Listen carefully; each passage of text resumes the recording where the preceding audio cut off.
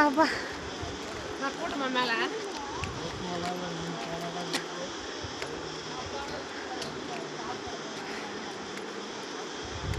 தீர்த்த மலை ஏறிட்டே இருக்கும்.